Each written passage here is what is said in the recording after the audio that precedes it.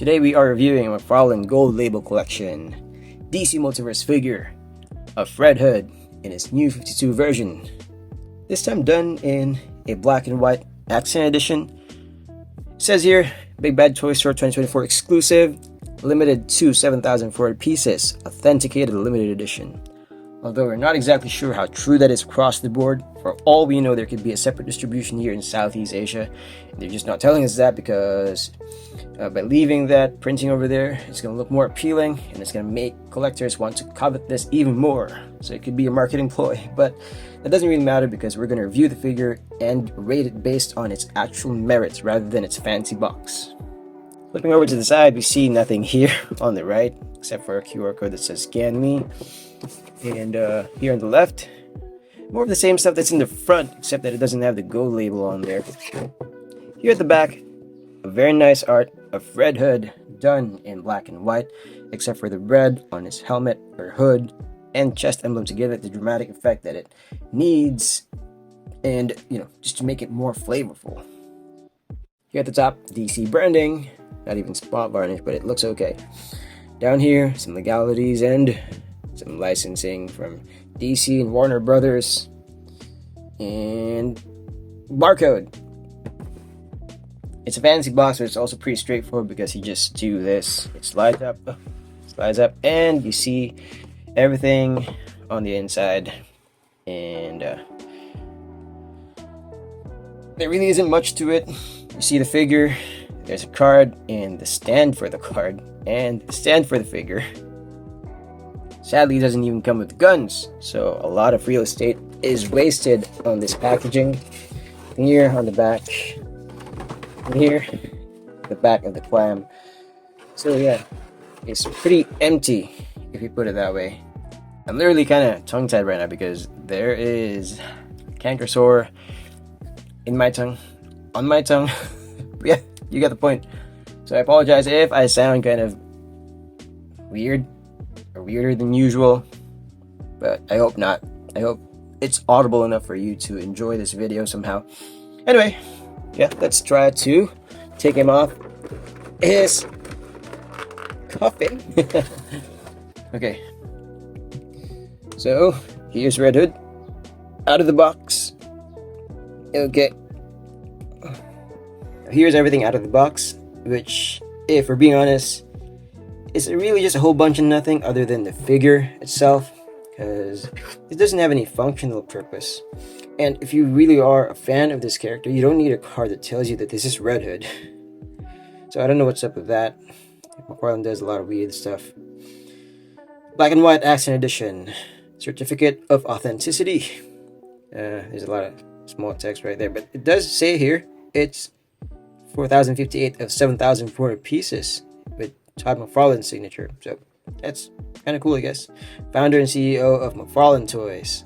And then we have this kind of cool rectangular standing base for the figure, which is way better than the discs that they've been giving us, because that really offers no support other than making them stand up for when you want to display them in vanilla poses and you're afraid that they might do shelf dabs and whatnot. So maybe this helps somehow in putting this guy in dynamic poses, if he is capable of dynamic poses in the first place. So the biggest drawback in terms of accessories is that now it doesn't come with guns, which is weird because he does have the holsters, he does have a trigger finger hand on each arm, and I think that's a really big step backward because the original release did come with guns, and this is essentially just a reissue of that figure from 2 years ago.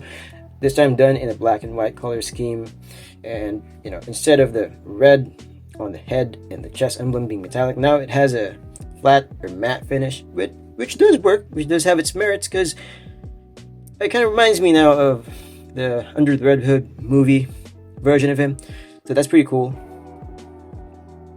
Focusing on the aesthetics, like I said, very nice matte finish there on the head and the chest emblem, animated look, pretty cool. He's got the armored panels here on his undersuit. The jacket has a soft, rubbery, plastic material, so that really works in his favor if you want to put him in certain poses and you gotta put the jacket material out of the way. And what else? I'm quite unsure if this guy does have actual paint applied on him, or if these are all just, you know, molded plastic pieces, because there is some glossing happening around here on the thigh section and here as well on the armored abs panels. And yeah, maybe there is a top coat applied, but not really much in the way of actual paint. But you know, for basically just a bunch of molded plastic pieces, it does work. They are able to get the job done in terms of what they're trying to do here, which is a black and white accent edition of Red Hood. Okay, I can't believe I missed that, but there is silver paint here on the buckle, here on the plates as well, that holds the plates that hold the holsters. So other than that, nothing much really. I do love the sculpted details, and this chest plate really stands out because it is sculpted rather than just printed on there. So that's pretty cool. And I do love the panel work here on the abs, and a lot of panel linings here on the thighs, and I guess on the jacket as well. So a lot of cool sculpted detail. There's some creasing right here to kind of give it a somewhat realistic effect to it. The proportions are okay. He's got the V-shaped upper body, but the problem is he could really use a lot of plastic meat, because it just looks like he kind of skipped not only leg day, but he also looks undernourished for a Red Hood figure, because the way I remember him from the comics is that he's usually drawn in a very muscular stature, like a lot of sinews and, you know, just muscles bulging across his entire body, especially here on the thighs. So because he's missing all those elements, all those physical attributes, he doesn't look formidable at all. He doesn't look the part. He just looks like a guy doing a cosplay. All that aside, he is still recognizably Red Hood because of all the tactical elements characteristic to a Red Hood costume design / format. It's just that it's missing all the beefiness that could really make him the definitive Red Hood figure across all action figure lines, not just one that's made by McFarlane Toys. That line work on the face that runs across the back of his head, as well as the shadows underneath the eye sockets, are also worth underscoring, because those just give this head the expressiveness it needs to make it definitively a Red Hood helmet rather than just a generic red helmet. So it's pretty crucial to, you know, the design of this helmet for sure. Now a quick run through of the articulation. Starting off with the head. Can look up. Can look up. That much. Look down. Significantly better. Some side movement. So all the tilting you need for nuanced posing. And we do have signature McFarlane setup here on the shoulders. It does have a cap that hides the joint and kind of offers a quasi butterfly movement that goes all the way around. So yeah, it does offer enough movement to justify that joint setup being there. So that's pretty sweet. Oh no, I popped off the arm. It's pretty easy to pop back in though, so no problem. Oh crap, let me do that again. I apologize. Okay, that's a bit of a struggle. I'm gonna be a little more careful in handling those arms, those fragile arms. So yeah, that's a decent T-pose.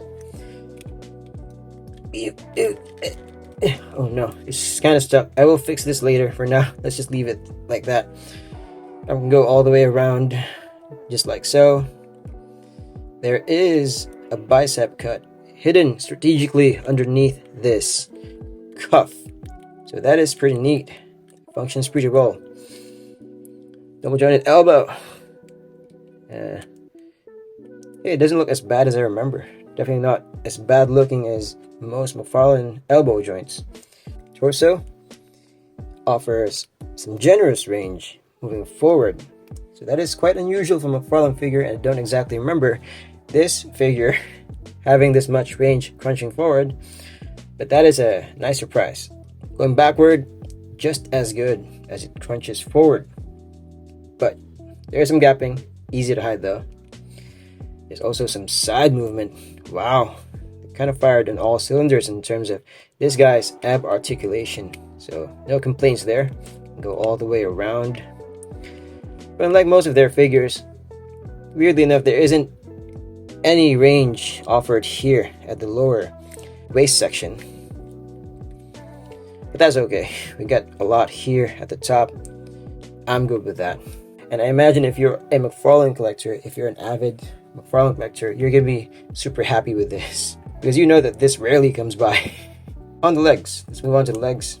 Hips offer this much range for the legs, so that's essentially, you know, full-on splits. Cool. We don't get a thigh cut, so kind of bang in on the you know, this McFarlane signature joint by the hip. We can move it inward some, outward sort of. Knees can go out that far. It's double jointed knee setup, and it looks okay. Definitely not the worst that McFarlane has done. Somewhere in the middle. Or you know what? It's definitely one of their best knee joints out there.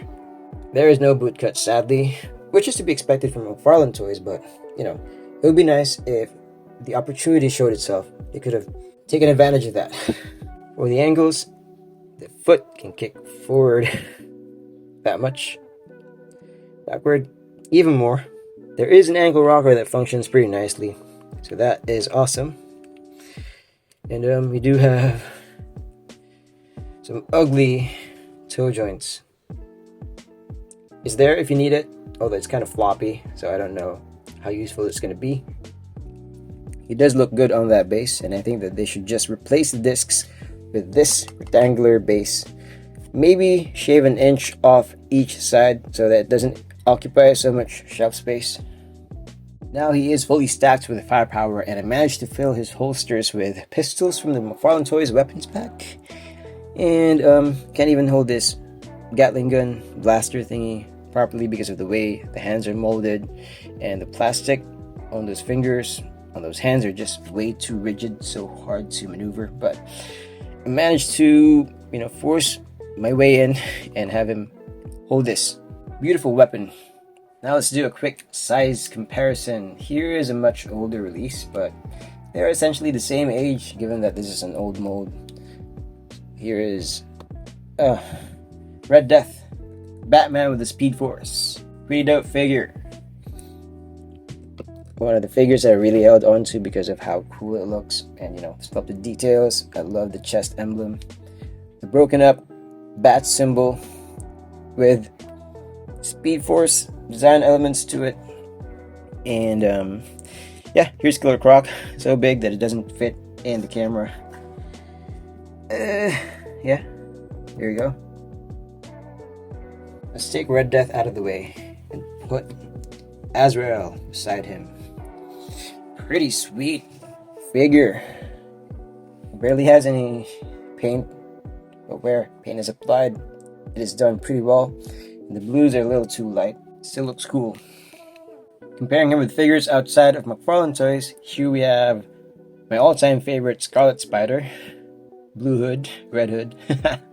And here is Cloud, a very overpriced figure, thanks to Square Enix. I will review this guy pretty soon. Stay tuned with the rest of the crew. Cybertronians, red dudes on Red Hood. Some final thoughts on this release. They could have taken cues from this guy. Look at how heroic he looks, how roided up his muscle groups are. This looks like he is undergoing a refeeding program. A little undernourished and could use a bit more Gymshark time. But of course they weren't going to do that because they were aiming for a cash grab on a figure that was pretty hyped up during its time, and pretty much a gold mine for scalpers. So whether we're going to see a Red Hood figure with this kind of proportions, with this kind of meatiness, with this kind of roided upness from McFarlane Toys, only time will tell. He does have better mobility than most McFarlane Toys, especially the ab section, which should be a gold standard for all of their figures. Not exactly a gold standard, but should be the minimum as far as range of movement is concerned, because they can definitely do better if they wanted. So is it worth it? Honestly, given its sticker price and that it offers much less than its original release, And for how much it probably goes for given its limited nature, I don't really think so. Sure, it does offer a unique paint application, but it's gonna take more than that to justify how much they're charging for these gold label, black and white, accent limited stuff that they're doing. It's not like they're doing something out of the ordinary in the paint department. It's just a simple black and white repaint, cash grab, ka-ching! For being an exclusive release, it needs to offer more. The original figure came with at least 2 guns. This one should have more guns. Maybe include some swords.